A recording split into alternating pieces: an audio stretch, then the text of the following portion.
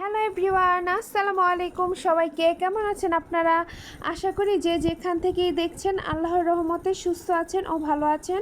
আলহামদুলিল্লাহ, আমিও ভালো আছি। আমি জেনাস ফ্যামিলি ব্লগ থেকে চলে এসেছি নতুন একটি ব্লগ ভিডিও আপনাদের মাঝে আজ শেয়ার করব। কি কি করলাম, কোথায় গেলাম ও কেমন আনন্দ করলাম, সম্পূর্ণ ভিডিওটি দেখার অনুরোধ রইল। ও যারা এখনও আমার চ্যানেলটি সাবস্ক্রাইব করেনি তারা অবশ্যই একটা সাবস্ক্রাইব করে দিবেন আর লাইক কমেন্ট শেয়ার করে দিবেন। তো চলুন মূল ভিডিও যাওয়া যাক।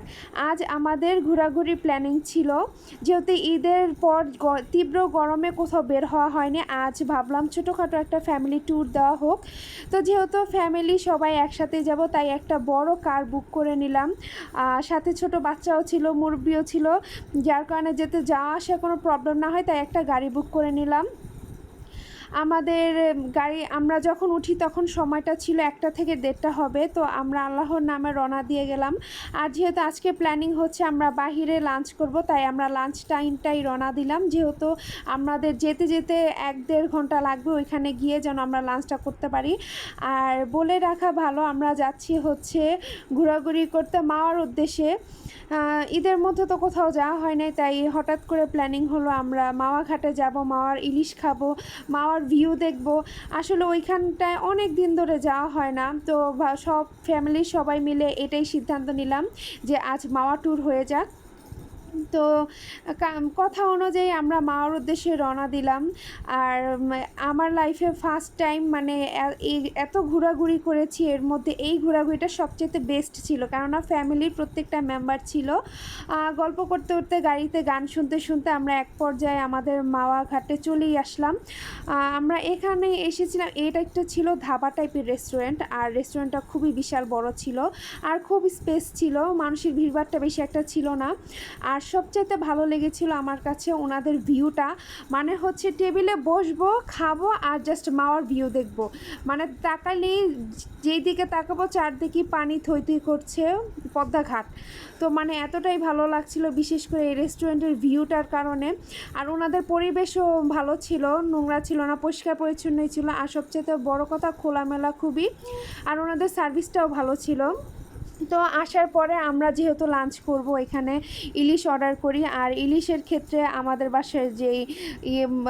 বাসায় যে লোকজন ছিল ওরা আসলে দাম করছিল, আর আমি এখানে ভিডিও করছিলাম। আমার হাজব্যান্ড ও মামা আর আম্মু ইলিশের দাম করছিল। ওনারা আসলে দামটা বেশি চায়, কিন্তু যার থেকে যতটুকু নিতে পারে। তো এখানে আমরা একটা ইলিশ নিয়ে একটু বড় সাইজের, মানে হচ্ছে 1 কেজির একটু কম হবে। তো এটা ওনারা চাইছিল 2200 টাকা। এখানে কিছু কম টম করে 1600 টাকার মধ্যে 1 কেজি একটু কম ছিল, যেহেতু 1600 টাকা নিয়েছি ইলিশ। তো এখানে ইলিশগুলো পছন্দ করার পরে দেন হচ্ছে আমরা ওনাদেরকে বলি যে এটা আমাদের ভালো মতো ফ্রাই করে দিতে। আর ইলিশের জন্য অনেকটাই দরদাম চলে, কেননা যেহেতু ঈদের পর এমনি তো ভ্যাকেশন টাইম, ওনারা দামে ছাড় দিতে চাইছিল না, আর আমরাও এত দাম দিয়ে নিব না। এখানে আসলে অবশ্যই আপনারা দামাদামি করবেন, কেননা ওনারা দামটা কিন্তু খুব বেশি চায়। দামাদামি করে যতটা কমাতে পারবেন অতটাই আপনাদের জন্য সেভ হবে। তো যাই হোক, এখানে দামাদামি শেষে অবশ্যই ইলিশ একটা নিয়ে নিলাম, এটা এখন মেকিং চলবে। তো এখন এটা আঁশগুলো ছাড়িয়ে নিচ্ছিল, আমি এখানে দাঁড়িয়ে দাঁড়িয়ে আশেপাশে ভিডিও নিচ্ছিলাম। আর ওনাদের এখানে অনেকগুলো ভর্তার আইটেম ছিল, অ্যাজ ইউজুয়াল যেমনটা থাকে। আসলে আমি সবটার নামটা জানি না, তবে খেয়েছি সব পদের থেকে, নাম তেমন জানি না। এক জানি বাদামের ভর্তা, শুটকির ভর্তা, কালিজিরা ভর্তা, একটা কী যেন ছিল, এটা আমার অবশ্য মনে নেই। এখানে ভর্তার আইটেমগুলো আমি দেখছিলাম আরও কী কী ছিল, তো আমরা এখানে চুজ করলাম কী কী খাবো। আর আমি আপনাদের এখান থেকে জাস্ট ভিউটা দেখাই, দেখেন ওইখানটায় আমাদের বসার স্থান, আর এখানে হচ্ছে এখানে দাঁড়ায় একেবারে ভিউ দেখা যাচ্ছে ফুল মাওয়ার। তো আপনাদের আমি এখানে রেস্টুরেন্টের নামটা আসলে বলে দিই, চাপ সামলাও রেস্টুরেন্ট। আপনারা দেখতেই পাচ্ছেন ওখানে সাইনবোর্ড দেওয়া ছিল।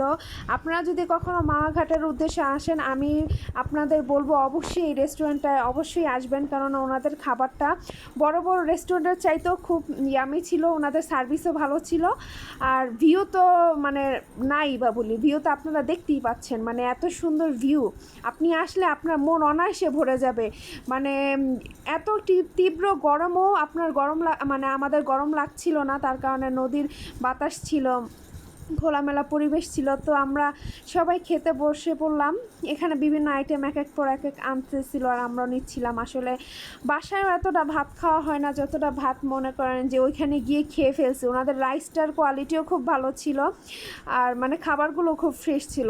আমরা সবাই অনেকগুলো করে ভাত খেয়েছি আর ভর্তা তো সব পদের নিয়েছি। বেগুন ভাজা ছিল আর এখানে বাচ্চাদের জন্য একটু চিকেন আইটেম নিয়েছিলাম, যেহেতু বাচ্চারা তো আর ইলিশ মাছ খেতে পারবে না। ওনাদের ইলিশ ভাজাটাও খুব মজা ছিল, খুব ক্রিস্পি করে ভেজে দিয়েছিল ওনারা। মোট কথা ওনাদের খাবারের সার্ভিসটা হচ্ছে আর ওনাদের টেস্টটা খুবই ভালো ছিল। যাক, ঘুরে ফিরে অনেক মজা পেলাম, খেয়েও অনেক ভালো লাগলো। এখন হচ্ছে অনেকটা সময় ধরে আমরা এই পদ্মার ভিউ দেখতেছিলাম, তারপর হচ্ছে এখানে বসে বাতাস ফিল করছিলাম। আর আশেপাশে যত লঞ্চ যাচ্ছিল, তারপর হচ্ছে আরও মানে ছোট ছোট নৌকা এগুলো যাচ্ছিল, দেখে খুব ভালো লাগতেছিল, যেহেতু অনেক দিন পর আসা হয়েছে। আর খোলামেলা জায়গা, বাতাস, বাচ্চারাও খুব এনজয় করছিল। আর এখানে বসে বসে অনেকটা টাইম আমরা সময় কাটিয়ে দিলাম। আমার মেয়ে অনেক খুশি হয়েছে, আমাদের ছোট আয়াতটাও খুব খুশি ছিল। আমার মেয়ে এখানে একটা পাখা কিনে এনে আমাকে দেখাচ্ছিল, আমিও পাখাটা দেখে খুব খুশি হলাম, কারণ এমনিতেও বাতাস আর ছোটো একটা পাখা যদি এভাবে মুখের সামনে বাতাস করা হয় আরও বাতাস লাগে। তো এবার ওর পাখা দেখে আমি একটু ওর সাথে কথা বলছিলাম। এখানে কথা বলতে বলতে প্রায় অনেকটা সময় পার হয়ে গেল। মানে নদীর দিকে তাকায় থাকলে মনে হয় যে তাকিয়েই থাকি এক ধ্যানে, মানে আর কোথাও তাকাতে ইচ্ছে করে না। তো আমরা ভাবলাম যে ঘোরাঘুরি তো শেষ, এখন শেষ পর্যায়ে একটু নদীর ভিউটা দেখে নিই, চলে যাব বাসায়, কেননা অনেক লং টাইম হয়ে গেছে এসেছি। এখন এই সময়টা ছিল বিকালের সময়, এখন সব মানে বাসায় যাওয়ার পালা ছিল, বাসায় রওনা দেওয়ার কথা ছিল। তো তারপর আসতে মন চাইছিল না কারোই, মন চাইছিল ওইখানেই বসে থাকি। যেহেতু দূর থেকে গেছি, ব্যাক করতে হলো তো সময় লাগবে, তাই ভাবলাম ফিরে আসার আগে এক কাপ চা হয়ে যাক। মাওয়ার ভিউ সাথে হচ্ছে গরু দুধের চা, মালাই চা, সেই রকম ফিল ছিল। এখানে না আসলে আসলে বিশ্বাস করবে না এতটা ভালো একটা ফিলিংস পাওয়া যায়। তো আজকের ভিডিওটি আপনাদের কাছে কেমন লেগেছে অবশ্যই আমাকে কমেন্ট করে জানাবেন। আর হ্যাঁ, আপনারা যদি মাওয়ায় কখনো যান এই রেস্টুরেন্টটায় অবশ্যই যাবেন। এখানেই বিদায় নিচ্ছি, আল্লাহ হাফিজ।